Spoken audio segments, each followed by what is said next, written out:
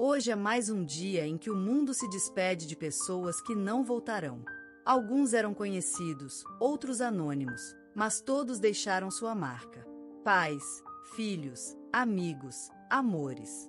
Histórias que agora vivem apenas na memória. Este vídeo não é só uma lista de nomes. É um tributo silencioso àqueles cuja jornada terminou. Assista até o fim. Dedique um momento de respeito. Inscreva-se no canal, para que a memória deles nunca se apague. E agora, começamos! Neste mês, o Brasil se despediu de Ernesto Paes Leme, sociólogo, educador, cronista e voz ética do pensamento social brasileiro. Por mais de 40 anos, ele denunciou desigualdades com serenidade e apontou futuros com lucidez. Nascido em Campinas, filho de uma costureira e de um carteiro, cresceu em uma casa com chão de terra batida e livros doados por uma biblioteca itinerante. Desde cedo, Ernesto aprendeu que escutar era um ato revolucionário. Aos 13 anos, escreveu seu primeiro texto, um diário de observações sobre filas de ônibus, que anos depois transformaria em sua obra mais conhecida, A Cidade que Espera de Pé. Estudou Ciências Sociais na USP, onde foi aluno de Otávio Yanni e discípulo silencioso de Paulo Freire. Nunca quis cátedra, preferia os corredores, os encontros comunitários, os círculos de leitura.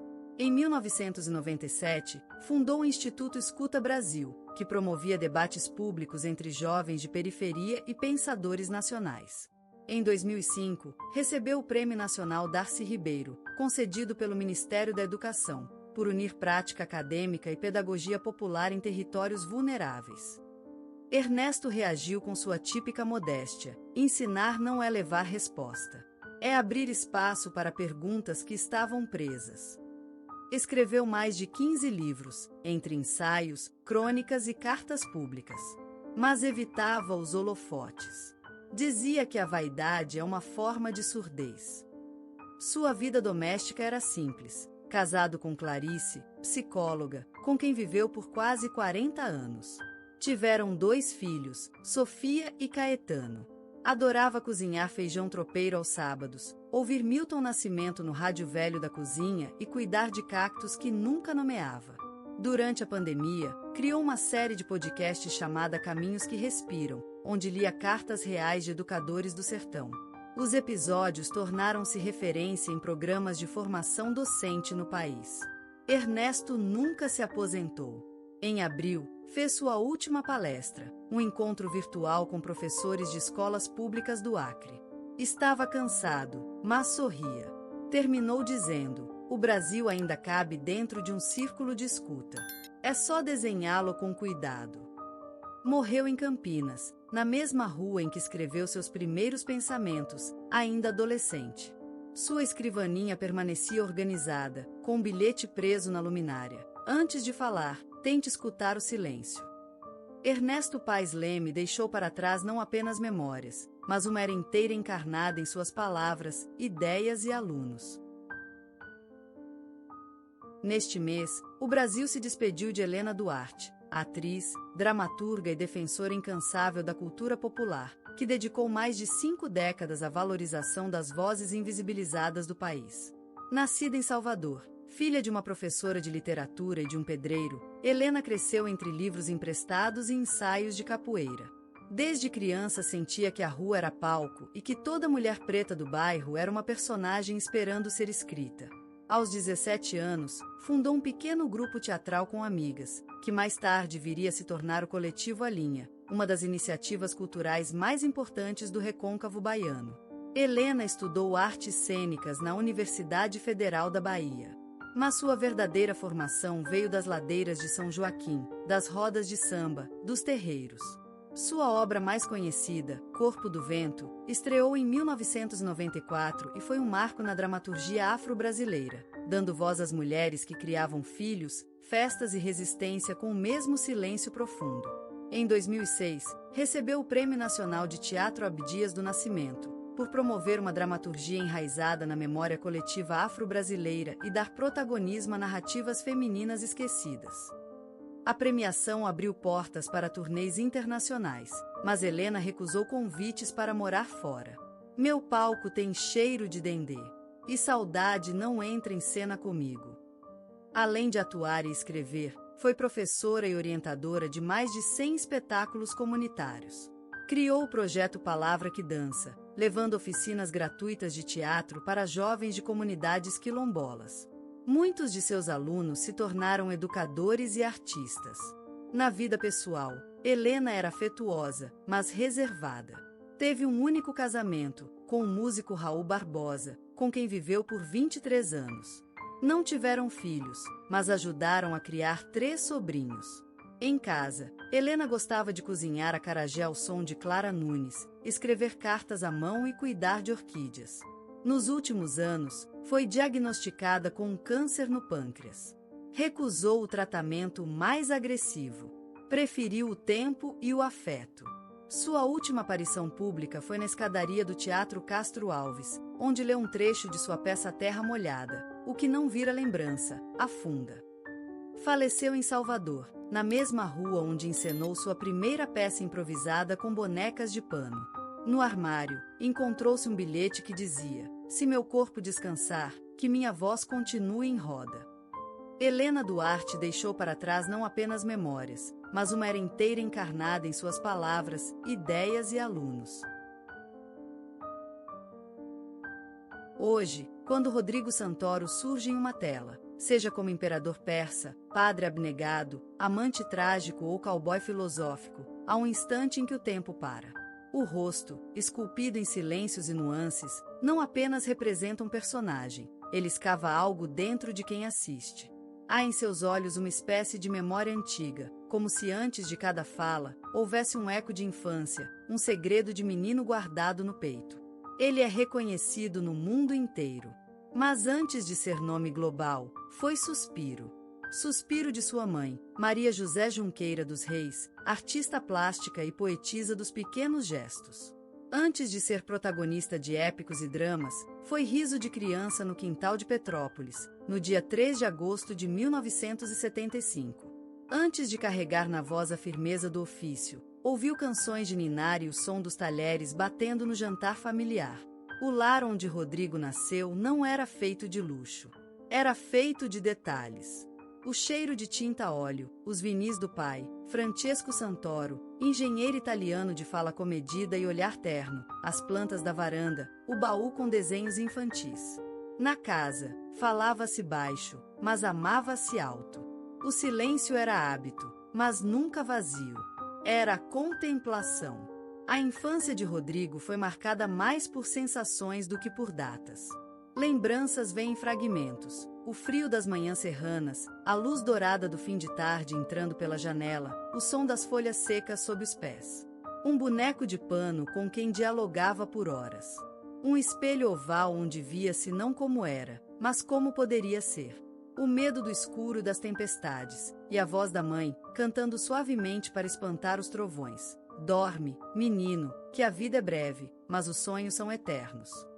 Havia uma árvore no quintal. Rodrigo subia nela não para colher frutas, mas para imaginar histórias. Ali, nas alturas modestas do galho mais grosso, inventava aventuras com espadachins, piratas, reis e viajantes do tempo. A arte nasceu ali, não como ambição, mas como instinto. Na solidão confortável do quarto, desenhava rostos. Repetia falas que ouvia na televisão. Aprendia a chorar em silêncio, para não preocupar os pais. Já era ator antes de saber o que a palavra significava. Era sensível demais para os jogos de poder da escola. Observava mais do que falava. E quando falava, escolhia cada palavra como se fosse pétala ou flecha. Rodrigo cresceu em meio à harmonia e à introspecção. Seus primeiros passos foram embalados por música clássica, samba antigo e discos de bossa nova que seu pai punha aos domingos. A infância foi um tempo suspenso, de escuta, de sonho, de silêncio cheio. E nesse silêncio, algo acendeu. Não se tratava apenas de querer ser artista. Era algo mais profundo, a vontade de compreender o mundo por dentro. De ser ponte. De traduzir a emoção dos outros. De ser forma para o invisível. Antes de ser o ator que o mundo reverência, Rodrigo foi um menino sentado no chão, fascinado pelas sombras dançando no teto. Viu ali não escuridão, mas palco. Não ausência, mas possibilidade. Na adolescência, Rodrigo não caminhava, ele flutuava, entre silêncios e sobressaltos, entre a timidez e um fogo que ardia sem nome. Na escola, não era o mais falante. Também não era invisível. Era aquele menino dos olhos atentos, que parecia estar sempre escutando algo além da aula, algo que não vinha do quadro negro, talvez o som do próprio coração. As manhãs começavam cedo em Petrópolis, com o cheiro do café da mãe se espalhando pela casa e os jornais amassados sobre a mesa do pai. Mas Rodrigo não se interessava pelas manchetes. Ele se demorava nos rostos das fotografias.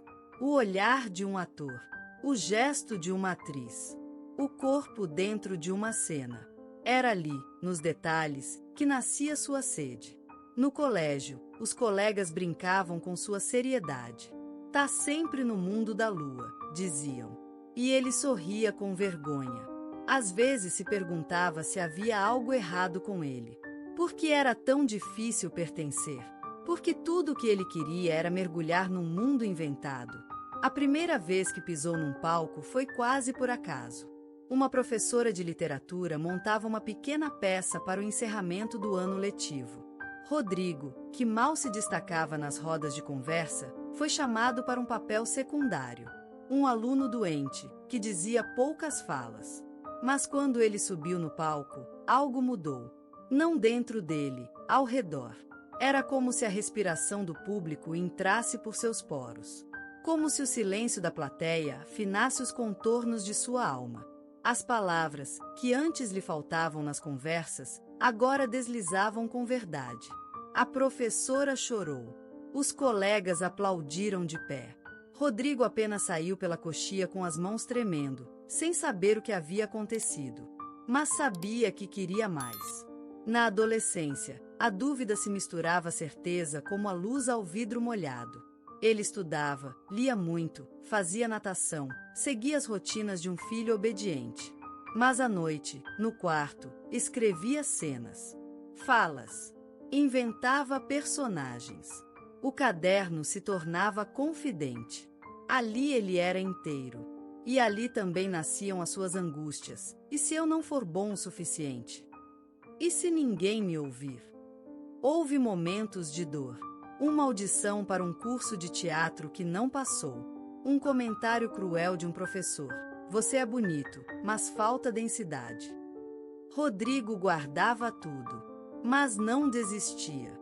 Cada não era mais uma parede que ele prometia atravessar com delicadeza.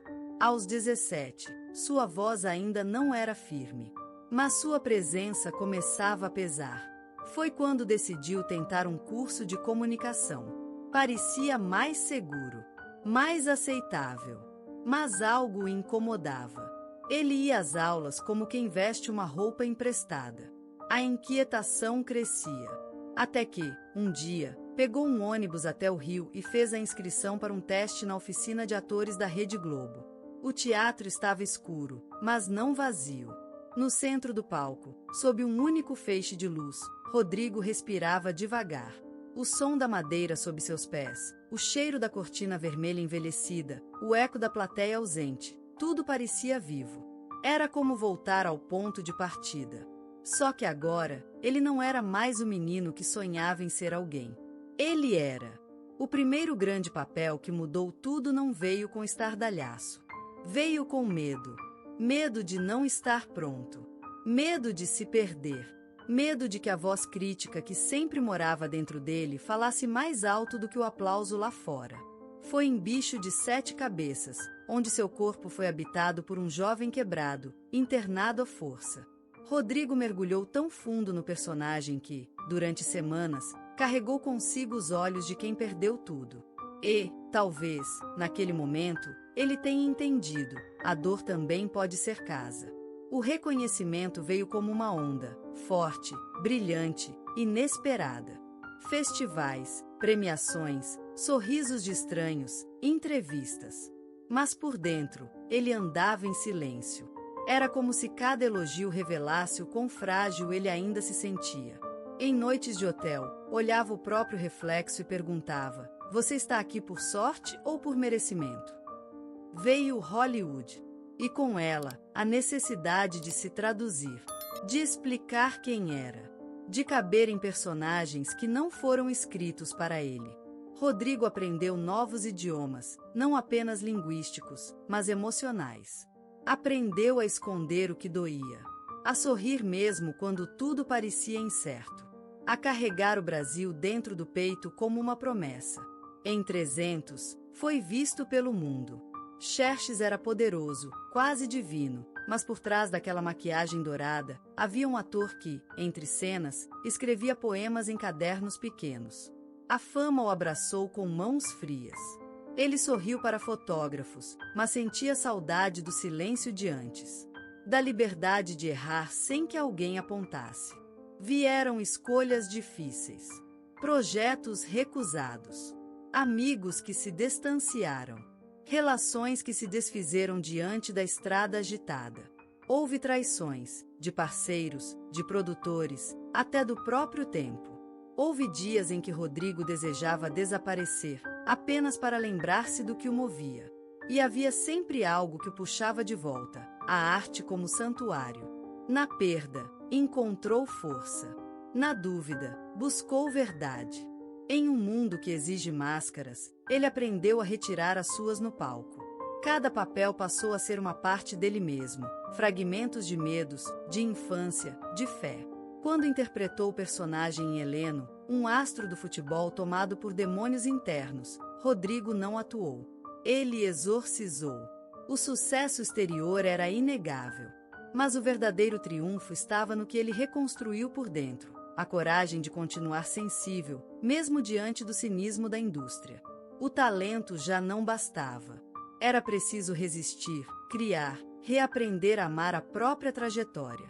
Um dia, ao final de uma peça, um jovem se aproximou e disse: você me ensinou que é possível ser inteiro mesmo com partes quebradas.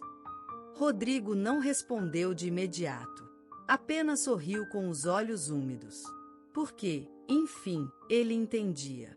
Aquele menino de Petrópolis, que ouvia boleros com o pai e escrevia medos em folhas soltas, agora era um homem que fazia do palco sua morada e do silêncio entre aplausos, sua oração.